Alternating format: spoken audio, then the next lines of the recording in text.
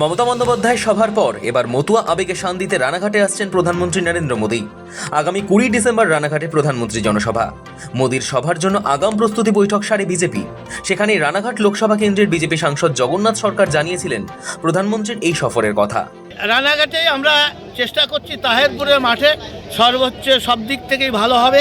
নদিয়ার মাটি চৈতন্যদেবের মাটি, তিনি আন্দোলন শিখিয়েছেন, তিনি সাম্যতা শিখিয়েছেন, তিনি প্রতিবাদ করতে শিখিয়েছেন।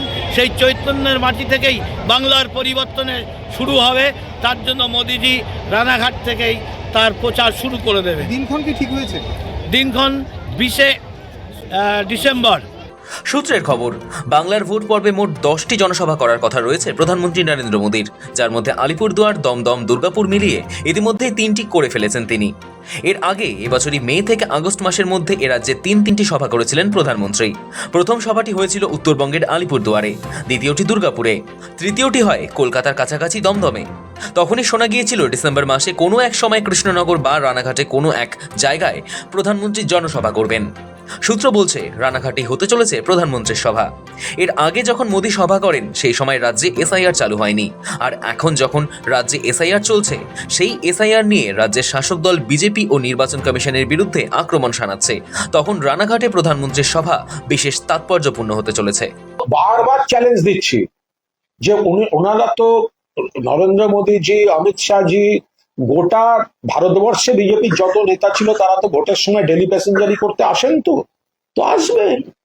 আমাদের পরিষ্কার কথা, নরেন্দ্র মোদী আর অমিত শাহ যে যে জমিতে পা রাখবেন, যেখানে সভা করবেন, সেই বিধানসভাগুলো আমরা আরো বেশি করে জিতব।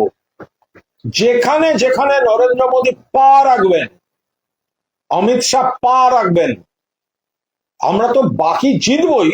বিশেষভাবে সেই বিধানসভা কেন্দ্রগুলিতে বিপুল জয় পাবে তৃণমূল কংগ্রেস, কারণ মানুষ চিনে নেবেন এই লোকগুলো আমাদের টাকা দেয়নি, এই লোকগুলো 100 দিনের টাকা দেয়নি, এই লোকগুলো আবাসের টাকা দেয়নি, এই লোকগুলো বাংলাকে অসম্মান করেছে, এই লোকগুলো বাংলা ভাষাকে অসম্মান করেছে।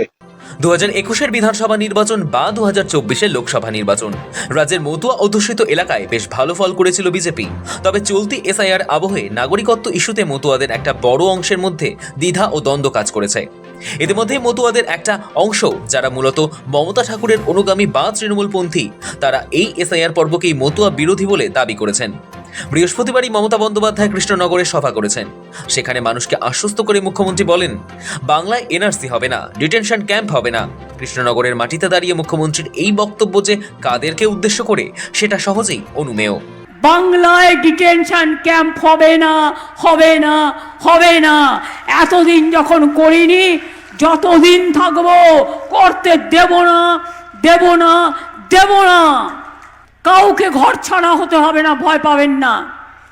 ওরা বলছে তাড়িয়ে দেবো রোহিঙ্গা। কোথায় রোহিঙ্গা দেখাও। এনআরসি বাংলায় হবে না, ডিটেনশন ক্যাম্প হবে না।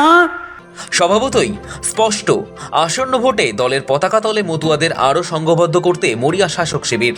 আর 2026-এর বিধানসভা নির্বাচনের আগে যা বিজেপির কাছে অশনি সংকেত হতে পারে। বিশেষ করে যে মতুয়া সম্প্রদায় শেষ 2 নির্বাচনে অনেকটাই তাদের পাশে থেকেছে, সেই ভোট সরে গেলে বিজেপির বাংলা দখলের স্বপ্ন অনেকটাই ব্যাঘাতপ্রাপ্ত হবে। নাগরিকত্ব পাওয়ার সম্ভাবনাই নেই, খুব দুশ্চিন্তার মধ্যে। মতুয়াদের বিরাট বিপদে ফেলে দিয়েছে বিজেপি। মতুয়া সম্প্রদায়কে সম্মান করেন, ভালোবাসেন মমতা বন্দ্যোপাধ্যায়, কিন্তু তাদের একাংশ বিজেপির কিছু লোকের কথায় বিভ্রান্ত হয়ে খুব বিজেপি করছিলেন। এখন দেখছেন তাদের গোটা মতুয়া সম্প্রদায়কে অথই জলে ফেলে দিয়েছে এই ভারতীয় জনতা পার্টির এসআইআর ফর্মুলা। ফলে মতুয়ারা দেখুন, দুধ কলা দিয়ে কালসাপ পোষার কি নমুনা।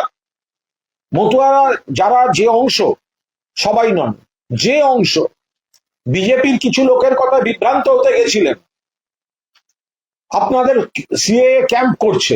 কিসের সিএএ ক্যাম্প? কে বিজেপি সিএএ ক্যাম্প করার? আপনি সিএএ ক্যাম্পে যাওয়ার অর্থ আপনি ডিক্লেয়ার করছেন আপনি ভারতের নাগরিক নন।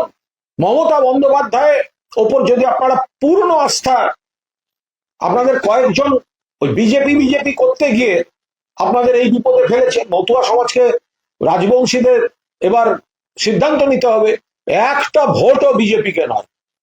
এই পরিস্থিতিতে 20 ডিসেম্বর প্রধানমন্ত্রী নরেন্দ্র মোদী রানাঘাটে সভা থেকে মতুয়া সম্প্রদায়ের জন্য ঠিক কোন বার্তা দেন সেদিকে তাকিয়ে রাজনৈতিক মহল, বিশেষত মতুয়া সম্প্রদায়। সায়ন মোদক ও সৌভিক সান্যালের রিপোর্ট, সময় কলকাতা।